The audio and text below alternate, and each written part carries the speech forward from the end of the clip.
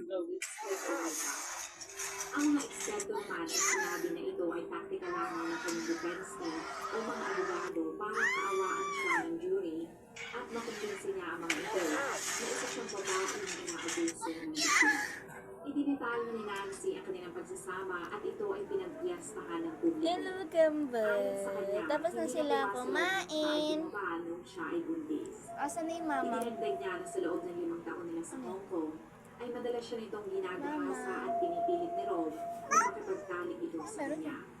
Yung aso. Bagamat ang mga detalye na sinasabi niya ay nakakaawa, ang mga tao ay nahirapan naman na piniwalaan siya dahil wala siyang pruweba sa kanyang mga paraan. Tigilan mo daw yan. Mamamam na daw sila. Yung mamam daw nila. Nasaan na? Bukod sa mga pagkakit, sinabi rin niya Oo nga, mamam nga. Mamam! Tubig! Malay ko! Ano, kuha ka ng tubig doon. Sige. Suntukan na yung dalawa. Mamam daw, mamam. At ito ang naging resulta sa pagkabali ng Kuha ka na naman doon, kuya. Knock, knock, knock, knock, knock. Opo, mamamam na kayo. Opo, mamam na, mamam. Niya ang bata pero ito ay isang aksidente na nangyari habang nakikipaglaro ito sa isa pa niyang kapatid na babae. Kaya yung baso. Sinabi din ni Yaya na nang nangyari ang aksidente Baso. ay wala sila sa bahay. Opo, mamamam na kayo. Opo. Sa witness stand ay inamin ni Nancy na nilalagyan niya nga ng sedatives upang pakalma ang whiskey ni Rob pero para lamang pakalmahin ito. Ayon sa kanya, 10 araw bago mamatay ito, ay nagkaroon sila ng pagtatalo tungkol sa posibilidad ng hiwalayan o divorce. Noong umaga ng November 2, sila ay sinunod ng isang pamilya pagkatapos ay umuwi sila sa kanilang bahay. Kinakabunan, gumawa siya ng milkshake para sa mga bata, pero hindi niya binigit ang pagbisita ni Amber. Di umano ay pumunta si Rob sa kanilang kitchen at sinabi nito na nag-file siya ng divorce. Pagkatapos ay hinawakan nito ang baseball bat at pabirong sinabi sa kanya at kailangan niya ito para proteksyonan ang kanyang sarili. Pagkatapos nito ay lumabas di umano sa kitchen si Rob, kaya sinundan niya ito. Dahil sa kanyang galit, kinuha niya ang isang figurine sa kusina at siniguran niya ang asawa para linawin kung ano ang ibig sabihin ng sinabi nito. Ayon sa kanya, dito na sila Opo na. Hinawakan na sa iwan ng Rob ang kanyang mga kamay at ayaw siya nitong Tama pakawalan. na po. Kaya para lumaban, All binuan niya ito done. sa mukha. Bilang reaksyon, Mamam ka pa, umano mamam? sinampal siya ni Rob sa kanyang bibig. Namampay ka, mama. Hinila siya ni Rob papasok sa kwarto kung saan inihagi siya nito sa kama para puwersahin ang pagsaling sa kanya. Nagpumigil siya at dito na siya nakawala, pero hinila siya ni Rob sa kanyang mga binti. Dito na niya di umano kinuha ang figurine na yari sa bakal at tinamaan si Rob sa ulo. Ayon sa kanya, No, no, napasok no. ito sa Don't play taas ng what? kama at sa gulid niya Bawal sa kanyang laro mukha. tubig. Di pwede laro tubig. Nana. Pero sa Opo. halip na tanggapin ang kanyang tulong, ay lalo itong Okay, ma'am, narinig. nagkakaroon nito ang baseball bat at inahampas sa kanya. At di umano'y para protektahan ang kanyang sarili, ay tinalo niya ito sa ulo ng paulit-ulit Ah, ikaw din, ikaw din. hanggang wala na siyang naririnig mula dito. Papa, wait lang po. Inom lang po yan, ha? Nang Oh, tanong ikaw siya din. ng prosecutor kung paano nagsisimpan siya sa kanyang ito, Oh, ito. Ako na, anak. Anak na, anak.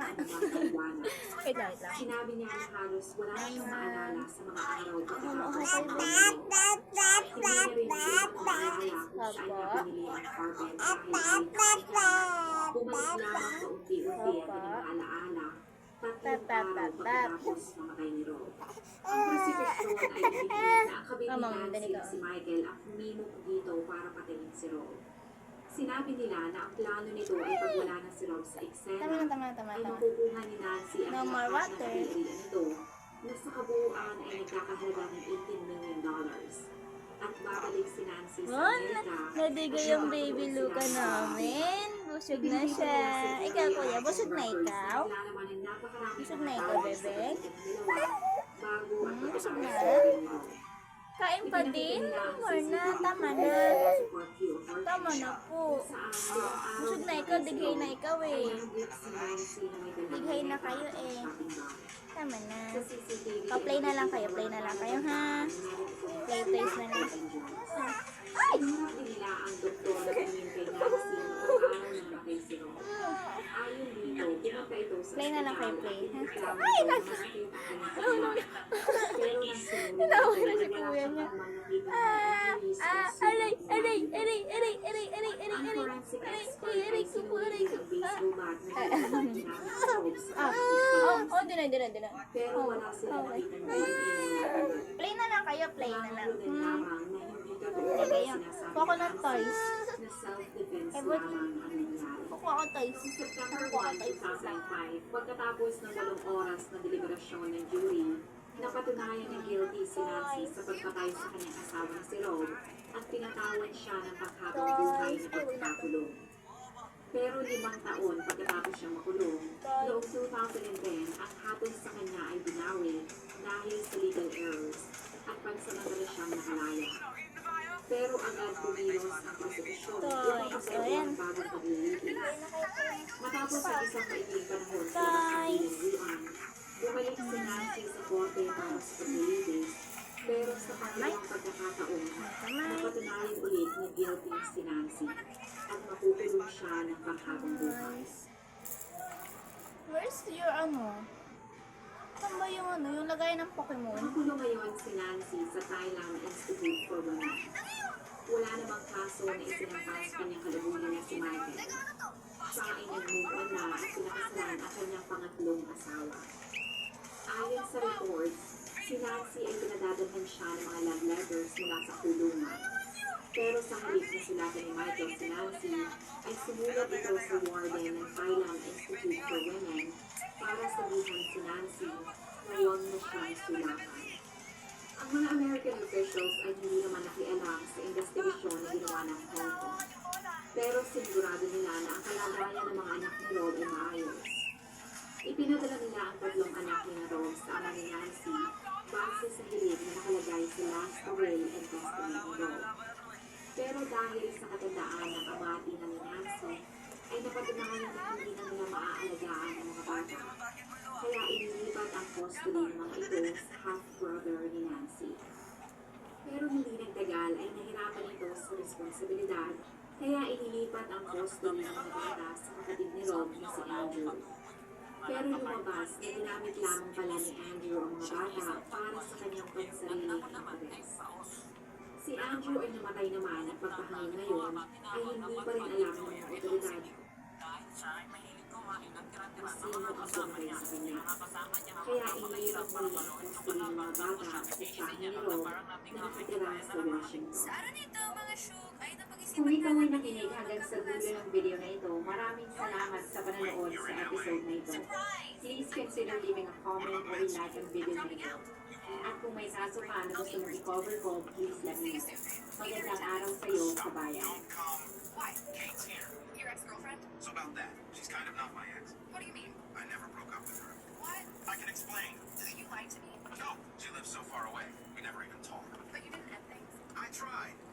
She's been so lonely at school. Her classes have been rough. I didn't want to hurt her. You're unbelievable. Riz app tells me to reply that I really like you and I want to be with you. Shay, please. I want to be with you. You really mean that? Yes. Then break up with Kate and I'll forgive you. Okay. We'll do it soon. Right now? Right now? She's on her way over. I can't do it now. Why not? She's dropped out of med school and drove 7 hours. She's so excited to see me. It would break her heart. What about my heart? Shay, please. Just give me a few days. No, you have to. Welcome or welcome back mga kababayan sa Tagalog Merci, yung mga Crime bata. Stories, kung saan Lagi ko lang ibinabahagi to mo ang aking obsession sa true crimes at isinasalaysay ko ito sa Tagalog. Kung gusto mo ang mga ganitong content, make sure to subscribe at turn on all the notifications